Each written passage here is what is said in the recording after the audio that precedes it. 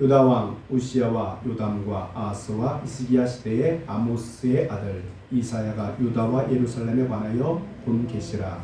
하나님을 들으라. 하나님의 귀를 기울이라. 여호와께서 말씀하시기를 내가 자식을 양육하였거늘 그들이 나를 거역하였도다. 소는 그 인자를 알고 나귀는 그 주인의 구유를 알건만은 이스라엘은 알지 못하고 나의 백성은 깨닫지 못하는도다 하셨도다. 슬프다. 범죄한 나라요 허물진 백성이요 행악의 종자요 행위가 부패한 자식이로다. 그들이 여호와를 버리며 이스라엘의 거룩하신 이를 안울이 여겨 멀리하고 물러갔도다. 너희가 어찌하여 매를 더 맞으려고 해역을 거듭하느냐. 온 머리는 병들었고 온 마음은 피곤하였으며 발바닥에서 머리까지 성한 곳이 없이 상한 것과 터진 것과 새로 맞은 흠석통이 있거늘 그것을 짜며 싸매며 기름으로 부드럽게 함을 갖지 못하였도다. 너희의 땅은 황폐하였고 너희의 성읍들은 불에 탔고 너희 토지는 너희 목전에서 이방인에게 삼켜졌으며 이방인에게 파괴된 같이 황폐하였고 딸 시온은 포도원의 망대같이 참외밭의 연두막같이 여호와의 성읍같이 겨우 나았도다. 만군의 여호와께서 우리를 위하여 생존자를 조금 남겨두지 아니하셨다면 우리가 소돔 같고 고모라 같았으리로다. 너희 소돔에 가느라 여호와의 말씀을 들을지어다. 너희 고모라의 백성아 우리 하나님의 법에 귀를 기울일지어다. 여호와께서 말씀하시되 너희의 무수한 재물이 내게 무엇이 유익하뇨. 나는 수단의 번제와 살진 짐승의 기름에 배불렀고 나는 수송아지나 어린 양이나 수렴수의 피를 기뻐하지 아니하노라. 너희가 내 앞에 보이러 오니 이것을 누가 너희에게 요구하였느냐. 내 마당만 밟을 뿐이니라. 헛된 재물을 다시 가져오지 말라. 분양은 내가 가증히 여기는 바요. 월삭과 안식일과 대회로 모이는 것도 그러하니 성회와 아울러 악을 행하는 것을 내가 견디지 못하겠노라. 내 마음이 너희의 월삭과 정한 절기를 싫어하나니 그것이 내게 무거운 짐이라. 내가 지기에 곤비하였느니라. 너희가 손을 펼 때에 내가 내 눈을 너희에게서 가리고 너희가 많이 기도할지라도 내가 듣지 아니하리니 이는 너희의 손에 피가 가득함이라. 너희는 스스로 씻으며 스스로 깨끗하게 하여 내 목전에서 너희 악한 행실을 버리며 행악을 그치고 선행을 배우며 정의를 구하며 학대받는 자를 도와주고 고아를 위하여 신원하며 과부를 위하여 변호하라 하셨느니라. 여호와께서 말씀하시되 오라 우리가 서로 변론하자. 너희의 죄가 지옥 같을지라도 눈과 같이 휘어질 것이요 기름같이 붉어질지라도 양털같이 희게 되리라. 너희가 즐겨 순종하면 땅의 아름다운 수산을 먹을 것이요 너희가 거절하여 배반하면 칼에 삼켜지리라. 여호와의 입의 말씀입니다. 아멘. 신앙생활에서 가장 중요한 것이 무엇일까요? 예수 믿는 사람이라면 누구나 예배라고 얘기할 것입니다. 그래서 많은 목사님들이 또한 신학자들이 이렇게 얘기합니다. 함께 읽을까요? 모든 것에 성공한 듯하지만 예배의 삶이 무너져 있다면 그것은 실패한 삶이고 삶의 고난이 끊이지 않고 꼭 실패와 좌절이 반복되더라도 예배만 놓치지 않는다면 그 사람은 소망이 있다. 예배 자리에 있으면 지금의 상황과 형편이 어떠하든지 소망이 있다는 겁니다. 물론 여기서 예배는 단순히 주일에 또 공예배에 드리는 예배만을 이야기하지는 않습니다. 삶의 예배를 이야기하는 거죠. 그런데 요즘 우리는 모두가 평생 생각하지도 못한 일을 겪고 있습니다. 코로나19 바이러스로 인해서 교회에서 성도 없이 예배를 드립니다. 평생 주일에 한 번도 안 빠져본 분들이 어쩔 수 없이 가정에서 예배를 드리는 경우가 생겼습니다. 이것에 대해서 많은 목회자들이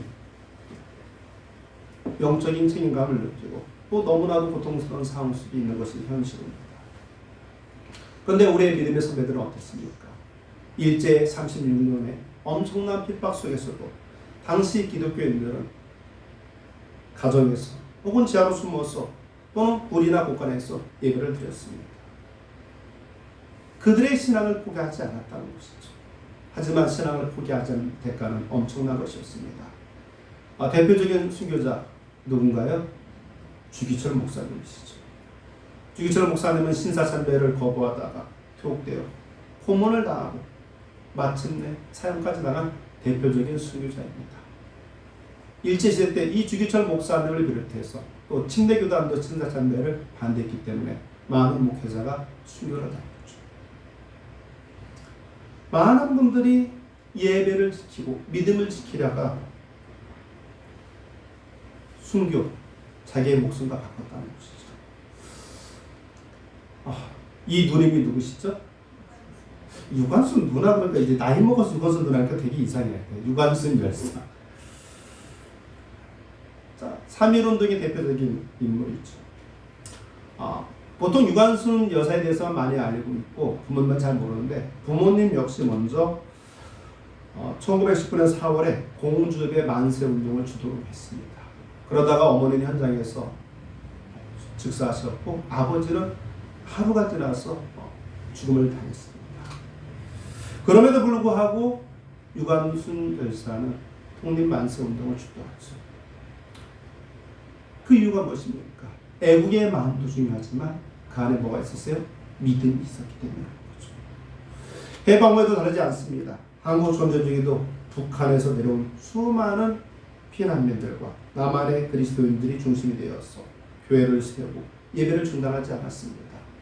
그래서 코로나19 때문에 예배가 중단될 때 얘기했던 게 뭐였어요? 전쟁 때도 예배를 중단하지 않았는데 이런 얘기를 한 거죠. 특히 마지막 남은 지역이었던 부산 지역. 그래서 부산 지역에는 많은 성도들이 예배당으로 몰려왔습니다. 그래서 장사철을 이뤘다고 합니다. 그런데 그리스도인들은 당시 북한에서나 남한에서나 공산당의 가장 큰 표적이었습니다. 그럼에도 불구하고 수많은 그리스도인들이 신앙을 저버리지 않고 차라리 순교의 길을 선택했습니다. 우리가 잘 아는 사랑의 원자탄 누구죠? 손양원 목사님. 손양원 목사님은 전쟁 중에도 한센병 환자들을 사랑으로 끝까지 돌봅니다. 그리고 자신의 두 아들을 죽인 공산당원을 용서하고 양자로 삼는 위대한 신앙의 모습을 보여줍니다. 그 역시 6.25 전쟁 때 교회를 지키다가 공산당에 의해서 순교를 당합니다. 우리의 선조들은 이렇듯 무시무시한 핍박과 환난 중에서도 목숨과 맞바꿀지언정 예배를 포기하지 않았습니다. 이것이 예배의 본질이고 예배의 핵심이라는 거죠. 우리를 구원하시기 위해서 생명을 내어주신 예수님께 드리는 예배는 당연히 생명을 다해서 드리는 것입니다. 그런 점에서 우리는 우리의 신앙의 선배들에게 많은 신앙의 빚을 지고 있습니다. 그분들의 순교와 그분들의 눈물, 그분들의 헌신과 생명을 아끼지 않는 신앙 때문에 지금 우리가 이 자리에 서 있는 것이죠. 순교의 빚값으로 교회가 이 땅 가운데 세워졌습니다. 이제 우리는 코로나19라는 초유의 사태를 맞고 있습니다. 이때 우리가 신앙을 지키기 위해서 무엇을 해야 할지 생각해 볼 때입니다.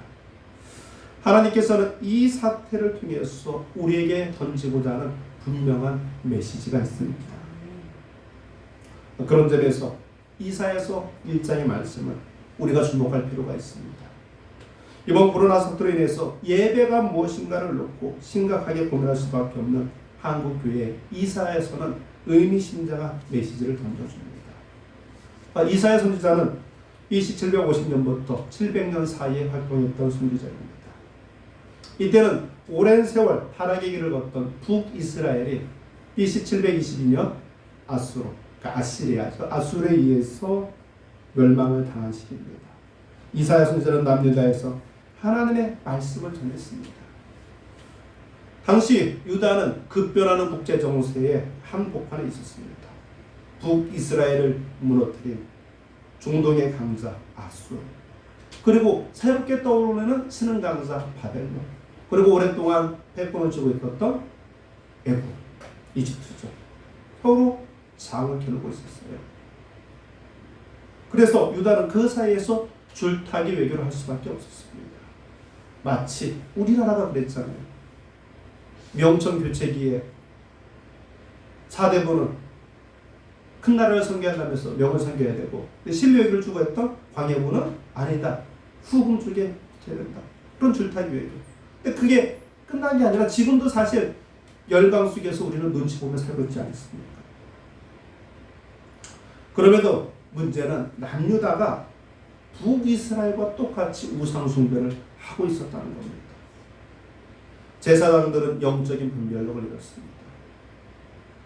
관료들은 민생을 돌보지 않고 부패했습니다. 하나님께서는 그런 남유다에게 이와 같이 말씀하십니다. 자, 2절부터 4절까지 말씀입니다. 하늘이여 들으라, 땅이여 귀를 기울이라. 여호와께서 말씀하시기를 내가 자식을 양육하였거늘 그들이 나를 거역하였도다. 손은 그 인자를 알고 나귀는 그 주인의 규율을 알건만은 이스라엘은 알지 못하고 나의 백성은 깨닫지 못하는 도다 하셨도다. 슬프다 범죄한 나라요 허물진 백성이요 행악의 종자요 행위가 부패한 자식이로다. 그들이 여호와를 버리며 이스라엘의 거룩하신 이를 만홀히 여겨 멀리하고 물러갔도다.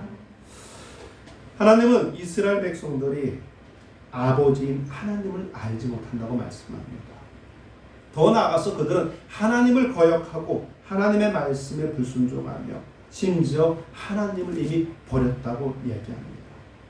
하나님을 만홀히 여긴다. 즉 경멸히 여겼다는 겁니다. 하나님은 이스라엘이 부패하고 범죄한 자식이라고 말씀하십니다. 그런데 여기서 참 아이러니한 게 뭐냐면 그렇게 부패하고 하나님을 버렸고 그리고 열강의 흠박을 속에서 샌드위치가 됐는데도 불구하고 그들이 뭘 하고 있어요? 하나님께 예배는 지속적으로 드리고 있다는 겁니다.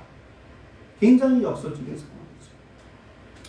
당시 남유다에는 멸망한 북이스라엘과 같이 선한 왕이 몇 있었습니다. 남유다는 그때마다 신앙운동을 통해서 회개도 하고 갱신도 했습니다.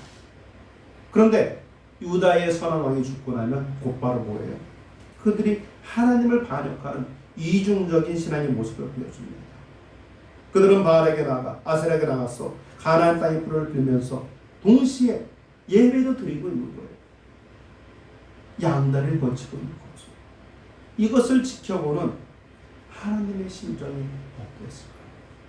자, 11절부터 13절까지 말씀입니다. 여호와께서 말씀하시되 너희의 무수한 재물이 내게 무엇이 가며 나는 주당의 번제와 살진 짐승의 기름에 배불렀고 나는 수송아지나 어린 양이나 수염수의 피를 기뻐하지 아니하노라. 너희가 내 앞에 보이려 보니 이것을 누가 너에게 요구하였느냐. 내 마당만 밟을 뿐이라. 헛된 재물을 다시 가져오지 말라. 분양은 내가 가지니 여기는 바요 월삭과 안식일과 대의를 모든 것도 그러하니 성회와 아울러 악을 행하는 것을 내가 견디지 못하겠노라. 이사야 선지자는 호세아 선지자와 마찬가지로 남유다에 살면서 예언하는데요. 아니죠. 호세아 선지자는 북이스라엘. 자, 남유다가 살려면 그들의 영적인 아버지 하나님께로 돌아오라고 말씀합니다. 유다는 하나님을 사랑하는 마음에서 떠나 있었고 하나님을 예배하는 제단이 무너져 있었다는 겁니다. 이러한 유다 백성에 대한 하나님의 분노가 오늘 본문에 잘 나타나 있습니다. 자, 그런데 우리가 여기서 오해하지 말 것이 있습니다. 그것은 뭐냐? 하나님께서 유다에 대해서 화가 나신 이유가 유다가 예배를 드리지 않아서가 아니라는 겁니다. 그들은 찬양도 하고 헌금도 하고 봉사도 하고 섬김도 합니다. 형식은 다 갖추었습니다. 문제는 예배의 대상이 하나님이 아니었다는 겁니다. 분명히 하나님께 예배를 드리는데 예배의 대상이 하나님이 아니었다는 거예요. 물론 예배에는 하나님께서 주시는 은혜와 사랑 때문에 놀라운 축복과 회복이 있습니다. 그런데 그것은 예배의 결과물이지 예배를 드리는 목적이 아니에요. 때문에 다시 한번 예배의 주인공은 사람이 아니라 하나님이심을 우리는 기억해야 합니다. 예배 가운데 회복해야 될 첫 번째 핵심은 무엇입니까? 하나님을 하나님으로 대접하는 것입니다. 자, 우리도 어느 모임에 갔을 때 누구를 만났을 때 나를 대접해주면 기분이 좋잖아요. 누구 오셨어요? 어떻게 지내셨어요? 이래야 되는데 어느 모임에 갔는데 아무도 아물지를 않는다면 얼마나 마음이 상합니까? 이렇게 우리도 대접받고 싶어 하는데 우리는 과연 존귀하신 우리 아버지이신 여호와 하나님께 예배를 드리면서 그분을 대접하고 있는 거예요. 하나님을 하나님으로 인정하고 있는 거예요. 예배의 주인공이 정말 하나님이라는 거죠. 그게 아니라면 하나님이 구석에 앉아 계시 하는 입장이 되는 것이죠. 혹시 저분을 아십니까? 뭐 하는 분이에요?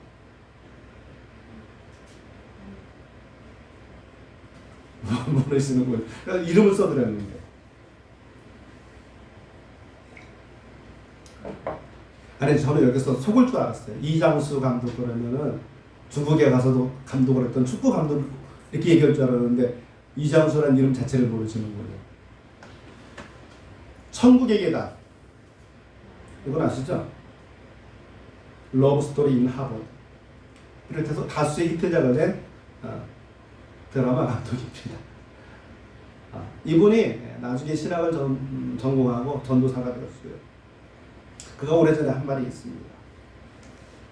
현재 한국교회 예배는 주인공이 빠진 예배다. 연출을 하면서 얼마나 많은 사람들을 무대에 세워봤겠습니까? 그가 한국교회를 보니까 무대는 화려한데 그 안에 주인공이 없다는 거예요. 주인공은 하나님이고 예수님인데 교회에서 설교를 하는데 도덕 강연을 하고 행복 강연을 하고 성공 강연을 하고 건강 강연을 하더라는 것이죠. 세상 사람들도 얼마든지 하는 이야기를 교회가 하고 있더라는 거예요. 사람들은 영적으로 굶주려서 교회에 오는데 교회는 세상을 흉내내게 바쁘다는 거예요. 여러분, 예배의 핵심은 언제나 하나님을 찬양하는 것입니다. 예배의 핵심은 언제나 하나님께 영광 돌리는 것입니다. 찬양도, 말씀도, 기도도 그 모든 것의 주인공은 누구라고요? 하나님이라는 거죠. 이것이 예배입니다. 사람의 중심인 예배, 인간이 판단하는 예배, 사람에게 영광을 돌리는 예배, 사람을 즐겁게 하는 예배는 아무리 많은 사람들이 와도 아무리 흥행을 해도 하나님이 받으시지 않는다는 겁니다. 요한계시록에서 우리가 드리고 있는 예배의 본질에 대해서 이렇게 얘기합니다. 요한계시록 4장 11절 말씀 시작. 우리 주 하나님이여 영광과 존귀와 권능을 받으신 것이 합당하오니 주께서 만물을 지으시니라. 만물이 주의 뜻대로 있었고 또 지으심을 받았나이다. 하나님께 모든 영광과 존귀와 찬송을 돌려드리는 이유가 무엇입니까? 그것은 하나님께서 우리를 지으셨고 만물을 지으셨기 때문입니다. 우리는 하나님의 피조물이라는 거죠. 하나님은 우리의 창조주시라는 겁니다. 코로나 바이러스로 해서 현장 예배가 제한되는 이때 우리가 예배하는 대상은 하나님이라는 사실을 더 분명히 알 수 있는 계기가 될 수 있다는 거죠. 하나님을 하나님으로 대접하는 예배를 회복하는 저와 여러분 되기를 바랍니다. 신앙은 신정주의지 인본주의가 아닙니다. 예배는 하나님이 원하시는 대로 드려야 됩니다. 그런 까닭에 하나님은 구약에서 그처럼 세밀하게 또 면밀하게 예배를 디자인합니다. 그리고 계획하십니다. 그리고 손수 이스라엘 백성들에게 어떻게 하나님을 예배해야 되는지 가르쳐 주십니다. 그것이 출애굽기의 내용이고 레위기의 내용이죠. 하나님이 가르쳐 주신 대로 순종하여 드리는 예배가 하나님이 기뻐 받으시는 예배입니다. 그렇지 않다면 우리가 예배를 드린다고 하지만 하나님을 모독하는 예배가 될 수도 있다는 겁니다. 자, 유다 백성을 보십시오. 그들에게는 예배의 형식과 제물이 있었습니다. 그러나 하나님이 기뻐하는 예배를 드리지 못했습니다. 왜 그렇습니까? 하나님을 예배한 것이 아니라 자기 자신을 예배했기 때문입니다. 다시 한번 11절 말씀. 여호와께서 말씀하시되 너의 무수한 제물이 내게 무엇이 유익하뇨? 나는 수장의 번제와 작은 짐승의 기름에 배불렀고 나는 수송아지 때문이나 염소의 피를 기뻐하지 않는다. 한마디로 얘기하면 사랑이 빠진 예배, 본이 빠진 예배, 열정이 빠진 예배, 마음이 사라진 예배, 그러한 제물, 그러한 예배는 하나님이 받지 않으신다는 겁니다. 자, 12절 말씀입니다. 너희가 내 앞에 보이러 오니 이것을 너가 너에게 요구하였느냐 맨 마당만 밟을 뿐이라. 하나님은 그런 예배를 한 번도 요구하신 적이 없습니다.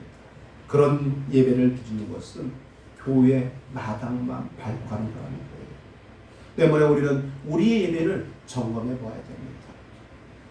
죽두가 끝나면 나가시면서 내가 드린 예배를 하나님이 받으셨는가 돌이켜 봐야 된다는 거죠. 여기에 앉아 있다고 해서 우리가 다 예배를 드리는 게 아니잖아요. 고백이지만 밤늦게까지 책상에 앉아 있으면 부모님이 뭐라 그래요? 야, 공부 그만하고 자라. 이런 얘기 많이 들어보지 않으셨어요? 근데 항상 책상에 앉아서 공부만 하는 게 아니거든요. 제가 중학교 시절에는 별밤도 들었고 김미숙 씨의 KBS 들었거든요. 라디오 들을 때도 있어. 솔직히 앉아있는 게 중요한 게 아니라 하나님을 생각하고 하나님을 높이는 그것이 중요하다는 것이죠. 자, 13절 말씀입니다. 헛된 재물을 다시 가져오지 말라. 분양은 내가 가지 여기는 바요 월삭과 시와 대의를 모르는 것도 그러하니 성애와 아울러 악을 행하는 것을 내가 견디지 못하리라. 하나님께서 이스라엘 드리는 각종 예배를 싫어하시는 이유는 무엇입니까? 그들이 예배를 드리는 동시에 악을 행했기 때문입니다. 헛된 예배와 헛된 제물로 인해서 하나님은 견딜 수 없다는 거예요. 가증스러워서 두고 볼 수가 없다는 거죠. 자, 14절로 15절 말씀입니다. 내 마음이 너의 월삭과 정한 절기를 싫어하나니 그것이 내게 무거움이니라. 내가 지기에 곤비하였느니라. 너희가 손을 펼 때에 내가 내 눈을 너희에게서 가리고 너희가 많이 기도할지라도 내가 듣지 아니하리니 이는 너희 손에 피가 가득함이니라. 이스라엘 백성들이 예배에 실패한 이유가 무엇입니까? 예배를 드리지 않아서가 아니라 하나님이 기뻐하시는 방법으로 드리지 않았기 때문입니다. 우리는 때로 우리의 습관대로 우리의 전통대로 우리의 고집대로 예배를 드리길 원합니다. 물론 교단마다 예배의 색깔은 다 다릅니다. 보통 장로계, 특히 고신측 같은 경우 굉장히 엄숙하게 드리죠. 한국의 침례교는 그 정도는 아닌데 미국 남침례교는 엄숙 정도가 아니라 아주 장엄하게 예배를 드립니다. 그리고 감리교는 형식에 많이 치중하죠. 그래서 이렇게 목회자 셔츠나 뭐 앞에 스톨 같은 거 본 거 감리교죠. 반면에 뜨거운 열정가는 뭐 뭡니까? 순복음이죠. 요즘 젊은 애들이 많이 모이는 교회 같은 경우 뭐예요? 구도자 예배라고 해서 드라마와 밴드가 잘 세팅된 예배를 드립니다. 그리고 지금도 그리스도의 교회는 악기를 쓰지 않고 예배합니다. 물론 개신교도 옛날에는 그렇게 됐지만, 자, 중요한 거는 어느 스타일이 중요하다는 게 아니에요. 예배의 스타일은 시대가 흐르면 바뀌게 되어 있습니다. 아니 뭐 멀리 볼 것도 없고 1980년대 초까지만 해도 예배 시간에 드럼을 치고 기타를 친다, 이건 뭐예요? 거의 마귀 사춘쯤 되는 거예요. 그렇죠?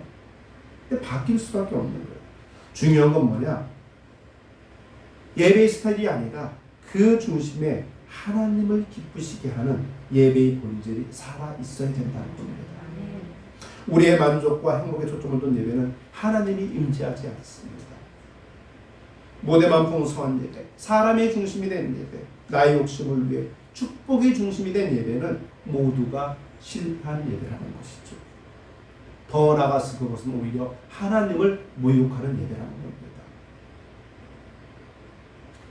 자, 하나님은 남유다 백성들의 삶을 조목조목 지적하십니다. 그리고 예배를 드리기 전에 무엇을 고쳐야 되는지를 말씀합니다. 자, 16절, 17절 말씀인데, 예, 여긴 거. 제가 빼뜨렸어요. 자, 성경을 보시면서 16절, 17절 찾으셨나요? 시작. 너희는 스스로 씻으며 스스로 깨끗하게 하여 내 목전에서 너희의 악한 행실을 버리며 하나님을 그치고 선을 배우며 저희를 구하며 학대받는 자를 도와주며 부활을 위하여 신원하며 과부를 위하여 영원하라 하시니라. 자, 하나님이 타락한 이스라엘 백성들이 두 가지를 고쳐야 그들이 드리는 예배를 받겠다는 겁니다. 첫 번째가 뭐다? 죄를 회개하는 거죠. 스스로 죄를 회개하고 악한 일을 그치라는 겁니다. 회개 없이 참된 예배가 있을 수 없다는 겁니다. 예수님을 만난 사람에게 회개는 일상의 습관이 되어야 됩니다. 단번 회개로 끝나는 게 아니라 일상의 습관. 우리가 잘못한 것이 있으면 그때그때 바로 돌이켜야 된다는 것이죠. 기도할 때 가장 먼저 회개로 나가는 것은 십자가의 보혈로 하나님과의 관계가 회복된 우리의 특권이며 또 기쁨으로 여겨야 됩니다. 자, 두 번째는 무엇입니까? 짓습니다. 회개에 따른 삶의 변화가 있어야 합니다. 회개는 하는데 바뀌지 않으면 그게 참된 회개입니까? 아니라는 거죠. 회개는 행동이 수반되어야 됩니다. 그래서 제가 한 두 번 정도 말씀드린 것 같은데 어떤 목사님은 은혜 받았습니다. 이 말 싫어한다고 했잖아요. 그 말보다 변화받았습니다. 말씀을 듣고서 변화받았습니다. 아니면 변화되겠습니다. 이게 정상인데 은혜 받고 그냥 말면은 아무 소용이 없다는 거죠. 회개를 하는데 삶이 변하지 않는다. 그것은 안 된다는 겁니다. 회개하고 삶이 변화된다는 것은 하나님의 공의를 적극적으로 실천하는 것입니다. 우리 많은 사람들이 얘기하잖아요. 나라가 잘못됐다. 교회가 썩었다. 지도자들이 타락했다. 그렇게 외칩니다. 특별히 정치인들이 더 외치죠. 여러분, 그런데 구호로 세상이 바뀝니까? 구호로 세상은 바뀌지 않습니다. 구호로 공의가 이루어졌다면 세상은 벌써 변화되었어야 될 것이죠. 여러분, 이 세상에서 잔소리를 가장 많이 하는 사람이 누구입니까? 우리 박영희 사모가 자기의 맞아요. 아내 첫 번째 부류는 아내들, 남자들보다는 아내들이 잔소리 많이 해요. 둘째 부류, 아내보다 더 잔소리를 많이 하는데 부모잖아요. 물론 다 왜 해요? 바뀌라고. 근데 우리가 잔소리했다고 자녀들이 바뀌나요? 그래서 이런 말이 있어요. 시작. 자녀는 부모가 말하는 대로 변하지 않고 부모가 행동하는 대로 변화된다. 공감이 가십니까? 여러분, 말로는요 아무 일도 일어나지 않습니다. 물론 우리가 외쳐야 될 때도 있습니다. 그리고 행동해야 될 때도 있다는 겁니다. 하나님이 말씀하시는 하나님의 공의는 우리의 죄를 각자가 돌아보고 회개하고 삶이 변화되어 어려운 이웃과 고난받는 이웃과 고아와 과부를 위해서 변호하는 사람이 되는 것입니다. 우리의 예배가 무너졌다고 판단되면 지금 아픈 사람들, 연약한 사람들, 소외된 사람들은 돌보라는 것입니다. 그것이 하나님의 공의를 실천하는 일이며 우리의 예배가 회복되는 지름길이라고 하나님은 말씀하십니다. 인간의 중심이 된 이 예배는 틀렸지만 예배 중에 하나님의 사랑과 은혜를 우리가 경험한다면 그 적용은 하나님께가 아닌 사람에게 적용해야 된다는 것이죠. 그래서 웨일즈에서 신앙운동이 일어났을 때 사람들만 변화된 것이 아니고 사람들만 잘된 것이 아니고 짐승들에게도 독이 갔다고 그랬잖아요. 전에는 짐승이 말을 안 들으면 막 때렸는데 은혜 받고 변화 받고 나니까 때리는 것이 아니라 야 나기야 가야지 이런 변화가 있어야 된다는 거예요. 그것이 하나님의 형상을 닮은 우리가 해야 할 일이라는 겁니다. 어느 교회든지 교회는 산적한 많은 문제들이 있습니다. 그 일을 해야 되죠.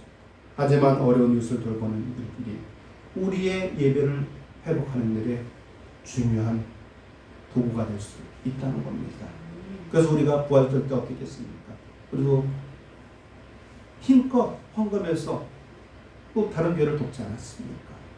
하나님의 정의가 선행으로 강력하게 실천할 때 악이 스스로 파멸됩니다. 하나님은 놀랍게도 그것이 타락한 이스라엘 백성의 예배와 관련이 있다고 지적하십니다. 코로나 바이러스, 이제까지 경험하지 못한 엄청난 전염성을 가지고 있습니다. 치사율은 그렇게 다른 것에 뭐 사스나 메르스보다 높지는 않지만 이 전염력이 대단하잖아요. 네, 오늘 아침에 잠깐 생로병사의 비밀을 보니까 여지껏 수많은 수많은 바이러스가 이 땅에 나타나는데 극복한 것, 없어진 건 딱 하나밖에 없대요. 혹시 뭔지 아십니까? 상식적으로. 제가 지난주에 얘기해줘서 전염도 바이러스만 극복이 됐지 다른 바이러스는 그냥 우리가 공존하는 거예요. 근데 이 유독 코로나 바이러스는 오래 갑니다. 전염성이 엄청 강합니다. 지금 뭐 학자들은 얘기해요. 내년 말까지도 생각하는 분들이 있습니다. 바이러스 하나가 세계 경제를 얼어붙게 하고 전 세계의 라이프 스타일을 바꿔가고 있습니다. 갑작스러운 변화는 공포를 불러고 공포는 또 다른 염려를 갖게 합니다. 또 이번 사태를 겪으면서 우리가 다시금 확인하는 게 뭐예요? 언론과 정부가 또 여론이 기독교에 대해서 매우 적대적이라는 것을 우리가 확인합니다. 어제도 광명에 사시는 한 사모님이 글을 올리셨는데 그거예요. 예배를 드리고 있는데 예배 마쳤는데 경찰이 신고를 받고 출동을 했다는 거예요. 그러니까 지금 수도권은 비대면 예배잖아요. 비대면 예배니까 어떻게 하는 거예요? 영상으로 찍어서 올리는 거잖아요. 근데 영상을 찍고 있는데 그게 뭐라고? 예배 드리고 있다고 신고를 한 거예요. 더 재밌는 거는 경찰이 와가지고 다짜고짜 예배 드리면 안 된다고 얘기를 하는 거예요. 그러니까 경찰조차도 비대면 예배가 뭔지를 모르는 거예요. 그럼 뭐 도대체 어떻게 예배를 드리는 거예요? 방에서 숨어서 찍어서 보내야 됩니까? 근데 며칠 있으니까 신고를 한 것 같은 분인 것 같은데 와가지고 막 난리를 치셨대. 내가 신고 안 했어 이러고요. 확실한 것은 세상은 교회에 대해서 호의적이지 않습니다. 그래서 제가 지난 시간에 그 얘기했잖아요. 세상을 만나면 너 아직도 교회 다니니 이런 얘기를 한다. 또 이단과 정통을 구분하지 않습니다. 그게 어려운 거예요. 신천지나 교회나 똑같다고 생각합니다. 그리고 일부 전 모시 같은 말도 안 되는 것과 정통교회가 똑같다고 생각합니다. 대중들도 마찬가지로 생각합니다. 또 많은 사람들이 얘기하는 게 뭐예요? 교회가 예배를 강행하는 이유가 헌금 때문이다. 이런 얘기를 합니다. 그것도 언론에서 그대로 보도를 합니다. 그런데 여러분 그럴 수 있습니다. 그들은 그럴 수 있습니다. 왜? 실제를 잘 모르고 있기 때문에. 다만 우리는 그것을 바로 알려줘야 될 책임이 있습니다. 코로나19 때 이런 핍박과 이런 어려움이 있지만 종말의 때에는 이보다 더 큰 곡해와 핍박과 고난이 닥칠 수 있습니다. 그때에도 주님의 은혜로 죄사함받아 영생을 얻은 그리스도인으로서 그리스도인답게 행동을 해야 된다는 것입니다. 믿음이 없는 자를 세우고 그들을 돕는 일을 우리는 멈추지 말아야 합니다. 그러기에 세상의 소망은 누가 뭐래도 교회에 있습니다. 여러분 정치인에게 소망이 없습니다. 교회에 소망이 있다는 거예요. 그러기에 우리는 먼저 회개해야 됩니다. 우리가 먼저 회개함으로 믿지 않는 불신자들에게 하나님께로 돌아가는 방법을 제시할 수 있어야 됩니다. 하나님께서는 우리의 예배보다 우리의 회개를 기뻐 받으십니다. 그리고 동시에 하나님의 정의와 하나님의 사랑을 실천해야 됩니다. 그것은 고통받는 이웃과 소외된 이웃을 돕는 것입니다. 이처럼 말씀을 따라서 회개하고 공의를 실천하면 하나님께서 영적인 회복을 주시고 영적인 복을 주실 것입니다. 북이스라엘이 멸망했을 때도 하나님께서는 남은 자를 두셨습니다. 자, 이사야서 1장 18절 19절 말씀 시작. 여호와께서 말씀하시되 오라 우리가 서로 변론하자. 너희 죄가 주홍 같을지라도 눈과 같이 희어질 것이요 재롱같이 붉을지라도 양털같이 희게 되리라. 너희가 즐겨 순종하면 땅의 아름다운 수산을 먹을 것이요. 하나님께서는 드라마보다도 더 드라마틱한 반전을 준비하고 계십니다. 주홍같이 붉어 지울 수 없는 극악무도한 죄도 참된 회개와 사랑이 선행된다면 하나님께서 마음을 돌이키셔서 눈과 같이 희게 만드시겠다는 겁니다. 하나님은 택한 이스라엘 백성을 향해서 이처럼 소망의 메시지를 주셨습니다. 이것이 예배에 임하는 하나님의 놀라운 은혜와 축복입니다. 그 은혜와 사랑과 능력이 임하는 예배를 우리는 회복해야 됩니다. 그리고 주일 한 번이 아니라 매일매일 이것을 경험해야 됩니다. 예배는 철저히 우리의 삶과 관련이 있습니다. 여러분, 창세기 보면 가인과 그의 뭐 어떻게 했다고요? 가인과 그의 재물. 그것을 따로 받으시는 분이 아니에요. 하나님은 가인이 드린 재물과 가인의 삶을 함께 보셨습니다. 아벨의 삶과 아벨이 드린 재물을 함께 보셨습니다. 부족하더라도, 아니 허접하더라도 그가 하나님을 사랑하는 마음이 있느냐 없느냐, 하나님을 사랑한다면 이웃에 대해서 어떤 관심을 보이고 살아가느냐, 그것을 하나님은 보신다는 겁니다. 그 하나님을 바라보는 예배자가 되기를 바랍니다. 지금은 코로나 사태를 위해서 저마다 마음이 위축되고 어려운 시기입니다. 경제적으로 타격을 받아 끼니를 걱정하는 사람들도 있습니다. 특히 우리가 스웨덴 유로에 알렸던 독거노인, 소년, 가사, 한부모 가정, 이주노동자, 살터면 등 사회적 취약계층에 대해서 우리의 관심과 우리의 도움이 필요합니다. 이들 중에는 사회적 거리두기로 인해서 도움이 줄 이들이 가까이 없어서 오히려 더 방치되는 경우도 있습니다. 아니 치명적인 위험에 노출될 수도 있습니다. 그래서 몇 가지 자녀 학대 사건도 우리가 보지 않았습니까? 우리의 선행이 그분들을 따뜻하게 위로하고 외롭지 않도록 해야 될 것입니다. 하나님은 그것이 예배라고 말씀하십니다. 그런 예배를 기뻐 받으시겠다고 말씀합니다. 우리 모두가 하나님이 기뻐하시는 예배를 드릴 때 우리는 세상의 소망이 될 줄 믿습니다. 내가 무엇을 더 잘했어? 하나님께서 나를 구원해 주신 것이 아닙니다. 하지만 하나님의 구원의 은혜를 아는 사람이라면 하나님의 말씀대로 살아야 하고 삶이 못하는 예배를 드리려고 몸부림쳐야 되는 것입니다. 정말 하나님을 사랑한다면 하나님의 형상을 닮은 이웃을 위해서 무엇을 해야 될까 고민해야 됩니다. 그것이 하나님을 하나님으로 대접하는 예배입니다. 그럴 때 세상 사람들은 내가 당신 때문에 예수님 믿겠습니다라는 그런 고백을 할 수 있을 것입니다. 교회는 역시 다르다, 역시 그리스도는 다르다는 그런 말을 듣게 될 것입니다. 그런 저와 여러분 되기를 주의 이름으로 축원합니다.